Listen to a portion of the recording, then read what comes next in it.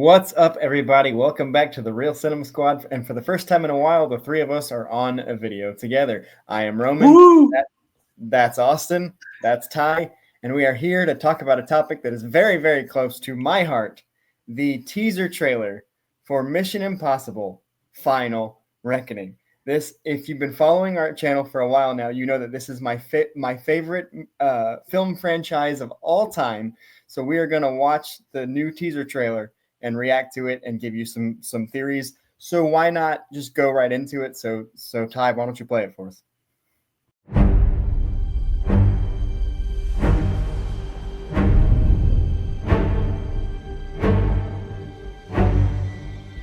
Our lives are not defined by any one action.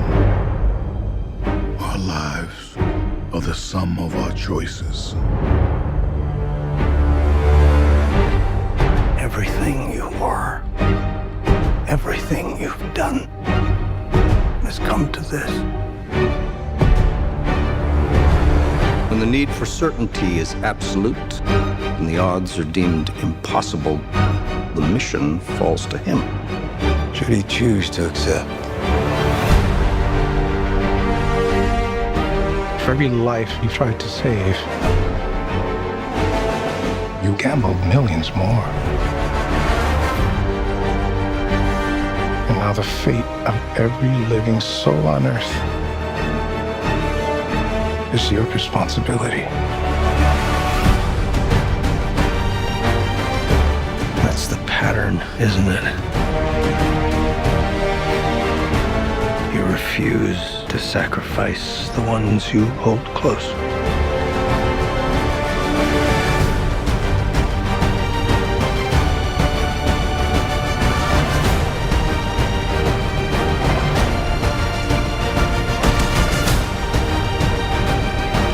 You've always been on the right side, brother. I have no regrets. Neither should you.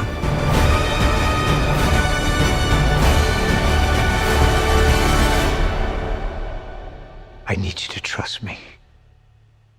One last time.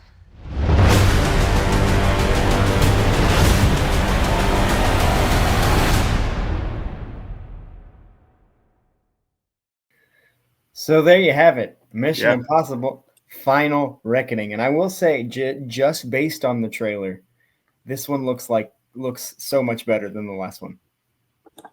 Yeah, I would say so too.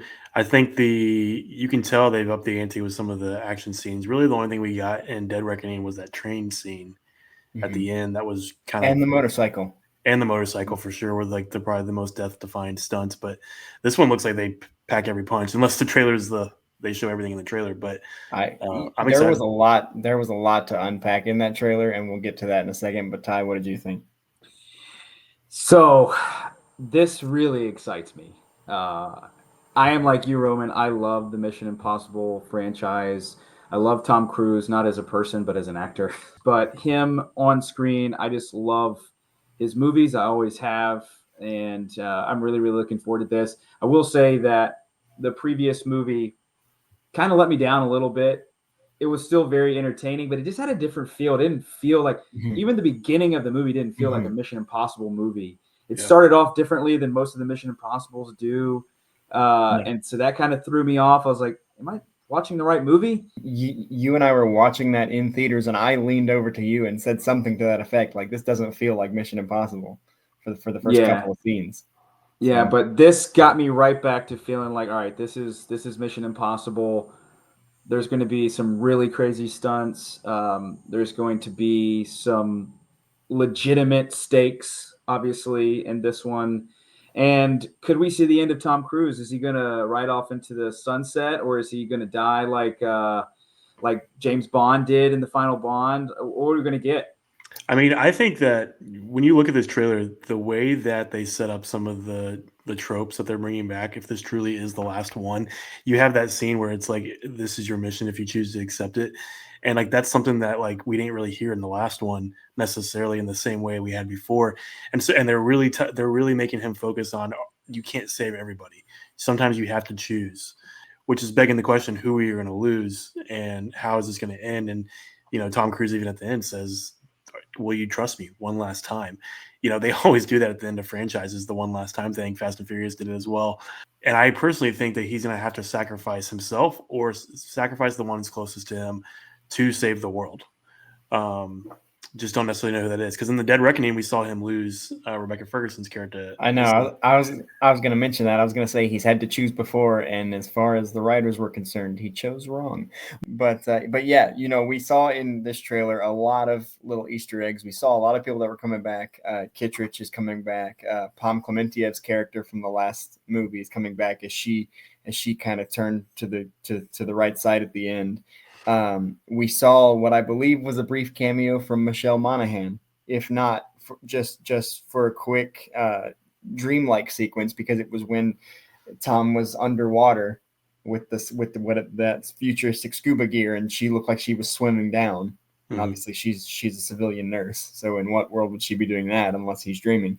You know, and we saw really emotional moments with Luther and Benji. And, you know, obviously we saw Grace, played by Haley Atwell, come back, and Angela Bassett. We're getting her for the first time since Mission 6.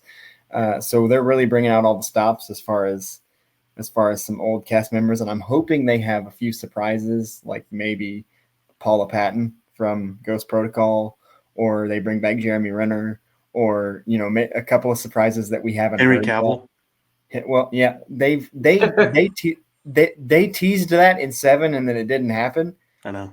You know, selfishly, I would love for them to have Michelle Monaghan play a bigger role, or at least have something to do emotionally with Ethan, because, I mean, selfishly, 3 is probably my favorite Mission Impossible. I have fond memories watching that with my dad.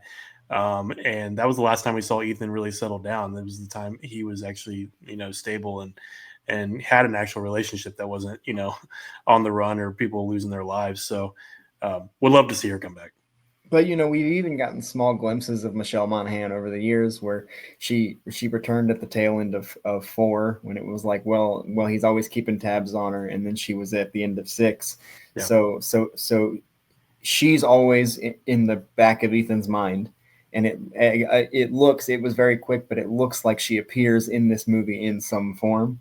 Yeah. So which would make real sense if this is the last one. Because one thing that I feel like the last one kind of misstepped on was forcing stakes that didn't exist, like introducing us to Grace and then making us, you know, kind of care about her really, really quick, and then putting this feud with Gabriel that goes back to another agent we'd never seen before. It's like, well, we don't know anything about that person, but and just to make a point about that, you know, one of the things I've always said to both of you and to our audience is that one of the reasons that this is my favorite franchise is because you could make the argument that it does what a franchise should do, and each movie is incrementally better than the one before it. You could make the argument that they get better each and every time, and 7 was the first time where I felt like I could not make an argument that it was better than 6 in any way. Not to say it was bad. I enjoyed it, but I also think that has to do with the fact that they kind of were hoping these would be a 2-parter.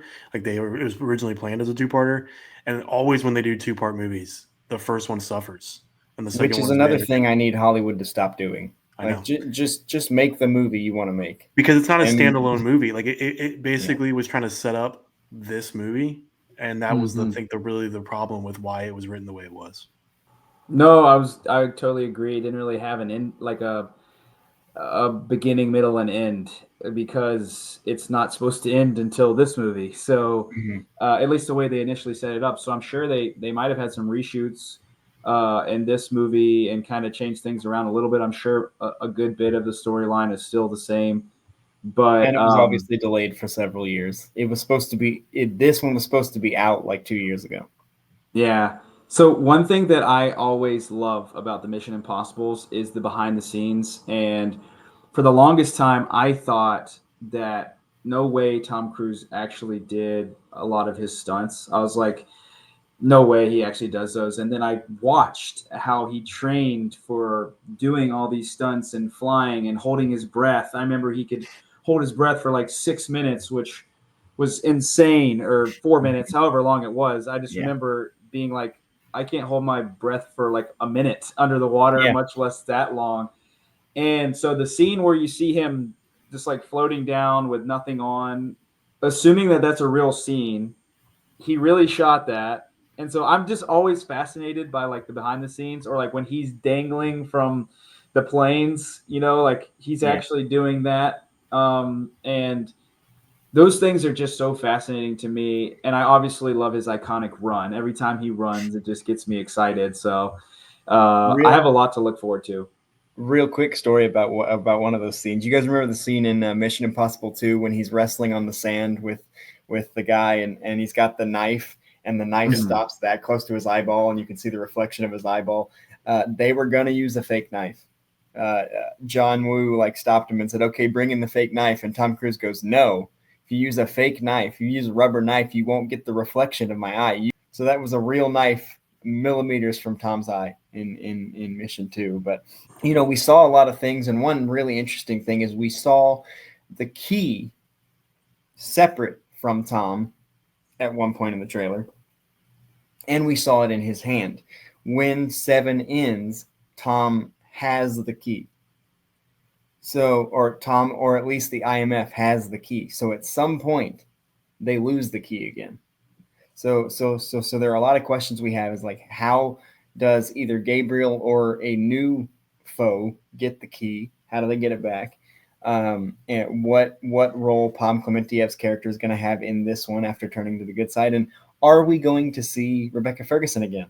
They did set up a possibility, even though she, spoiler alert, but it's been 3 years. If you haven't seen it, that's on you. Even though she died at the end of Mission 7, they did set it up because Tom told her at the beginning, "Stay dead, stay dead," and that way they can't track you. So there's a remote possibility we could see her again, and obviously she wouldn't be in the trailer if we were going to. But what the new characters' expanded roles are going to be, and that kind of thing, and like you guys mentioned, is this going to be the last one? Because there was an article from Screen Rant that said that Paramount says that it is going to be the end, and obviously they tipped that with the title of Final Reckoning and the Trust Me One Last Time. But Tom reportedly was in disagreement with that decision. So I'm sure he's going to be pushing to go 9. And Chris McQuarrie, who's directed the last 3, has said that he has ideas for Mission 9. So we'll have to wait and see if this is in fact the end. But I'll give you guys one quick fun fact about Mission Impossible, and then we'll give final thoughts and wrap it up. You guys were joking with me before we recorded this that I should sing the Mission Impossible theme song, and I emphatically said no. But what I will give you is that the iconic theme song, the bum, bum, bum, bum, that is the letters M and I in Morse code. So that's your little fun fact about the theme song. But what are your guys' final thoughts on this trailer and what we saw in the trailer and what we hope to see in this movie? What final thoughts, Ty? Why don't you go first? Yeah, final thoughts is this seems more in line with what we come to expect when we come to watch a Mission Impossible movie. It looks full of stunts, full of serious moments, loving moments, crazy moments. We're going to get Tom running. We're going to get Tom holding his breath. We're going to get Tom flying. We're going to get all the things Tom Cruise loves to do to make us enjoy the movies and enjoy big theater moments. So I'm really, really excited for this. What did it say? May 2025? Is that May 25? Is that right? Yeah. So I'm really looking forward to. We got some good movies in 2025, and this is definitely going to be one of them. So very excited. Yeah, I mean, I think pretty much everything that we just said is a hope. My probably best case scenario for the ending of the franchise would be that Ethan does survive. However, I think that if you give him an emotionally resonated death or a reason for it, I'm all for it. To me, I didn't think like the James Bond death was necessarily necessary and the last James Bond. So I think he could have easily survived. I don't really know what the point of that was. So I do think that you should end on a high note, and I don't think you need to do that by sacrificing a character we've been following for so many years. Right. So that's my kind of my one take on that is interested to see what happens, but just don't kill him. We did see a lot of nods to the previous movies in that quick teaser trailer. In previous stunts. Obviously, the plane scene to me is a nod to the helicopter chase in 6, and there was a shot with what appeared to be nukes on a freight airliner, which is kind of reminiscent to the opening scene of Rogue Nation, and Tom was underwater, which is reminiscent of Rogue Nation also. But the suit he was wearing looked very similar to the Halo jumpsuit in Fallout. So there were a lot of little nods that I noticed in the trailer to this movie. And I'm really excited to see, hopefully we see, like I mentioned, a lot of cameos to people that weren't in the teaser trailer. And I'm so excited for this one, like we've mentioned, because we were let down ever so slightly by the last one. And that hurts me in my soul. I just love Mission Impossible so much. And you guys are here because you do too. And we hope that you guys at home watching this are also as big fans of the IMF as we are. Your mission, should you choose to accept it, is to go to the comments and tell us what you're looking forward to most about this movie. For the Real Cinema Squad, I'm Roman, that's Austin, and that's Ty, and we will see you next time. See you. Sergey, my friend.